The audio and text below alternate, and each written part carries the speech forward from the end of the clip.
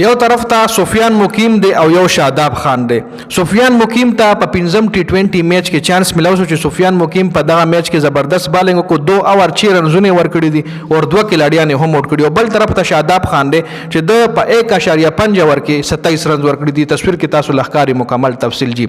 عمده شاداب به تاسو عمدي سیریز نه پس هم د پاکستان ټیم کې ونی لکه پاکستان ټیم کې د شفارس دومره بد حل چې یو وګوره اسامه امیر چې کومو د شاداب خان په ځای ډیزروینګ پلیئر چې د شاداب خان په نوم باندې کراس راخل شوی او اسامه امیر په ټیم کې شامل شوی. خو اسامه امیر بورډ سره سکلیشز راغل نو اسامه امیر خو ډراپ شو. اوس سفیان مقیم خو ډیزروینګ کلاړي د چې شاداب خان له پاکستان کرکټ بورډ ټاټا بای بای وای او سفیان مقیم په ټیم کې شامل کی.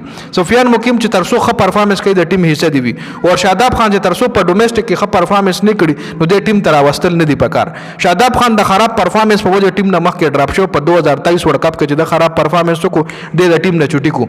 دغه 2025 کې بغیر څه د پرفارمنس شو کولو په وجه بغیر څه پرفارمنس شو کولو د پاکستان ټیم ته دوباره راغلی دی او ایز ا وایس کپتان راغلی په T20 کې وروره دومره غټ شپارست دی. د شپارست څه دی سکلین مشتاق چې کوم دی خر دی دا غلور د کړی ده بس دغه په وجه باندې د په ټیم کې شامل دی وروره. نو د پاکستان کرکټ ټیم کې پیور چې کوم دی پرچی چلی پیور شفارسي کلاډیان دي او ټیلنٹ په بینچ باندې یا اسه پاکستان کې رګړي خوري چې کم ټیلنٹ کلاډیان دي نو به خامخا بهر زی سرای درای کمنټ لازمي وکړي.